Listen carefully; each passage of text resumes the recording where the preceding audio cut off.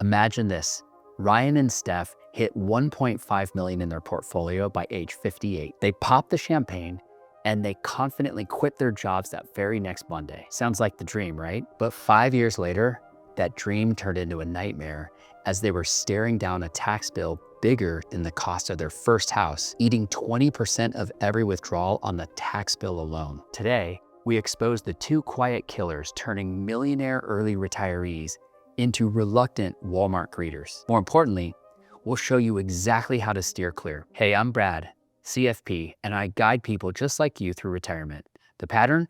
7-figure 401k statements look bulletproof on paper, but map out taxes, healthcare, and a 40-year time horizon, and the math gets ugly pretty quick. It's a hidden trap door in your financial fortress. The first mistake is ignoring the tax torpedo in your pre-tax accounts. Ryan and Steph, for example, had 1.2 million in traditional 401ks. Needing 80,000 a year to live on, they pulled 100,000 a year out gross. And this shoved them into the 22% tax bracket, which then made 85% of their Social Security taxable, and it phased out their affordable care subsidy. The net result?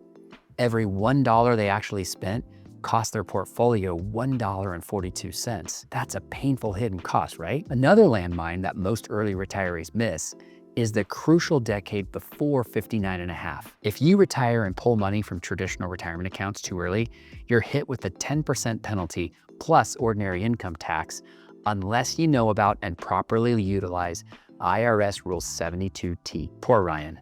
He hadn't even heard of it, so he just ate the penalty for 2 straight years. $18,000 gone. Poof. So how do you fix this looming tax bomb? First, build a taxable bridge account. This separate bucket of money, ideally in a brokerage account, should be large enough to cover at least 5 years of your living expenses. This provides a penalty-free source of funds to draw from until you hit 59 and a half, or until your other tax strategies kick in. Second, start Roth conversions in your low earning years.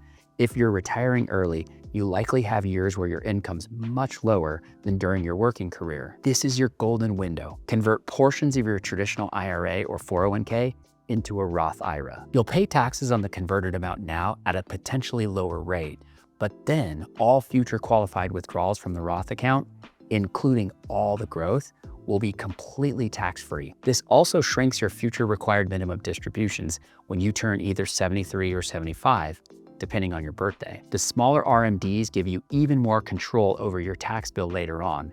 It's a powerful move. And third, if you absolutely must tap into your retirement money early and you don't have that bridge account set up or Roth conversions in place, you need to set up what are called substantially equal periodic payments, or SEPs, under the IRS Rule 72T. Yeah, the paperwork's a bit strict, but it's a legal way to avoid the 10% early withdrawal penalty. Committing to a fixed annual amount is a small price to pay compared to donating 10% of your hard-earned money straight to the IRS.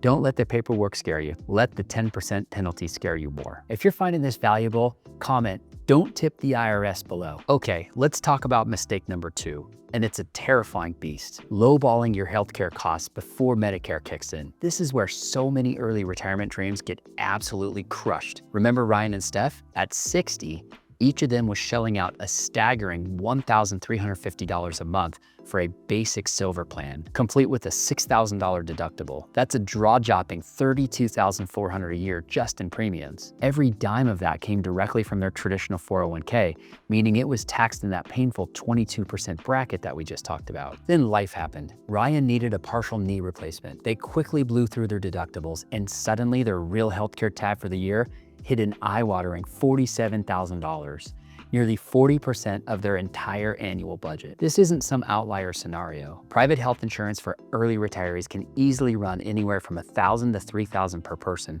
per month, meaning $15,000 or more annually until Medicare kicks in at 65. This can take a huge bite out of your budget. Here's a sobering statistic. Fidelity estimates that a 65-year-old couple will spend around $315,000 on healthcare throughout their retirement. That's nearly 8 times what many people actually expect. And if you're an early retiree, you get to foot that bill plus those extra 5 years or more of expensive private market premiums. So if you're talking to a financial planner who just waves this away with a casual, just budget $1,000 a month, do yourself a massive favor. Find a new planner. So What are the workarounds for this cash guzzler? Smart strategies exist. First, if you're still employed and you have access to a high deductible health plan, for goodness sake, max out your HSA, please. Do it while you can. HSAs are the closest thing we have to a triple tax-free unicorn in the financial world. They're the only thing like it on the planet where contributions are tax deductible,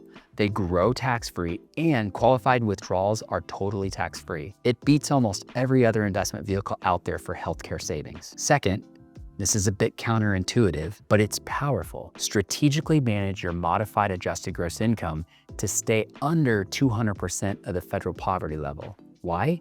Because if you do, you can snag significant cost-sharing reductions on the Affordable Care Act Silver plans. For Ryan and Steph, with their $60,000 a year budget, the simple move could have cut the premium by a massive 45%. It means being mindful of how much taxable income you generate in the early retirement years, which ties back to our earlier tax discussion. Third, explore direct primary care memberships, or DPCs. These are often overlooked gems. Many DPC practices run around $100 a month and include basic labs, unlimited office visits, and even virtual consultations. By having a DPC membership, you can often opt for a much higher deductible, lower premium catastrophic health insurance plan, knowing that your routine care is already covered. This shaves thousands off policy premiums annually and gives you peace of mind for everyday health needs. It's about smart, proactive healthcare management, not just reacting to emergencies. Mistake number 3. Withdrawal math on a longer horizon. Let's talk about the cold, hard reality of withdrawal math, especially when you're looking at a much longer horizon. Early retirement, by its very nature, stretches your financial runway significantly. A traditional 30-year retirement plan might comfortably support an initial 3.8% withdrawal rate. But when you stretch that out 40 years, which is a very real possibility for someone retiring in their late 50s or early 60s, that safe withdrawal rate plummets down to about 3.2%. Ryan and Steph, they started pulling money out at a whopping 5.3% because they felt rich. But feeling rich and sustainably rich for decades are two very different things. Throw in the dreaded sequence of returns risk, and you've got a recipe for disaster. This is where the market takes a nosedive early in your retirement.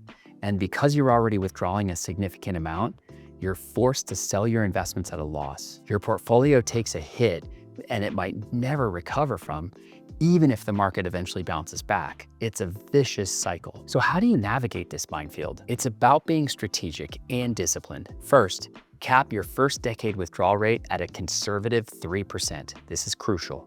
Those early years are the most vulnerable to sequence of returns risk. By keeping your withdrawals low, you give your portfolio the best chance to weather any early storms and grow. Second, consider delaying Social Security until ideally age 70. We'll talk more about this in the next section, but the guaranteed annual increase you get for delaying is a powerful inflation-protected income stream that can significantly reduce the pressure on your portfolio. And third, I want you to keep a substantial cash buffer as your emergency fund. And I'm talking about 2 years worth of living expenses, and I want you to hold it in a high yield savings account or a money market fund. This isn't for generating returns, but it's the money that's gonna help you sleep better at night. So if the market takes a dive, you're gonna draw from your cash buffer instead of being forced to sell stocks at a discount. This simple strategy can be the difference between your portfolio recovering beautifully or slowly bleeding out. It gives you the flexibility to ride out bear markets without panicking. This brings us perfectly to our next point, Social Security. It's a benefit designed to be the cornerstone of your retirement, but many people unintentionally kneecap themselves right out the gates. If you file for Social Security benefits at the earliest possible age, 62, you're not just taking a small reduction, you're locking in a permanent 30 to 70% haircut on your monthly payment. That's a significant chunk of change every month for the rest of your life. Conversely, for every year you delay claiming beyond your full retirement age, which is typically 66 or 67, depending on your birthday, your benefit grows by a guaranteed 8%. That's right, 8% guaranteed growth year after year until age 70. Think about that for a second. Where else can you get an 8% inflation-adjusted return on your money? It absolutely trounces most stock market promises without any of the risk. For Ryan and Steph, this was a huge missed opportunity initially. Had they waited from age 62 out to 70, their combined $38,000 annual benefit would have blossomed into a robust $65,000 per year. That's a massive inflation-indexed income stream for life. And here's the kicker. By delaying Social Security, They freed up cash flow in those earlier, lower income retirement years, which allowed them to execute even larger Roth conversions, effectively doubling down on their tax efficiency. It's a powerful interconnected strategy that far too many people overlook. Don't leave this guaranteed money on the table. It's one of the best inflation hedges you'll have. All right, let's talk about the insurance you absolutely cannot skip and a few that you can confidently ditch. The day you hand in your badge and step into early retirement, you can probably drop your disability coverage. Why?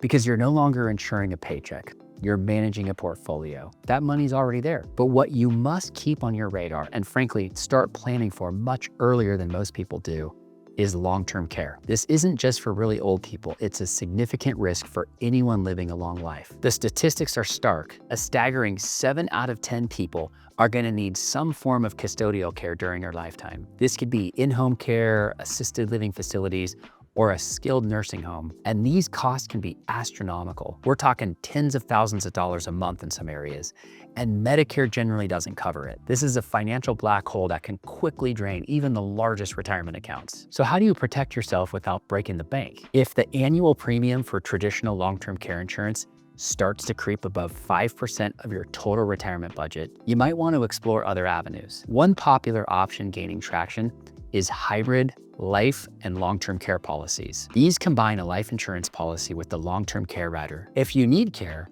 the policy pays out your long-term care expenses. But if you don't use it, your beneficiaries still receive a death benefit. It's a use it or lose it dilemma transformed into a use it or you get your money back solution. It's pretty cool. Another strategy, particularly if you have a larger nest egg, is to self-insure. This means carving out a dedicated sum, say $200,000 or $300,000 or more, and placing it into a separate old age bucket, invested very conservatively.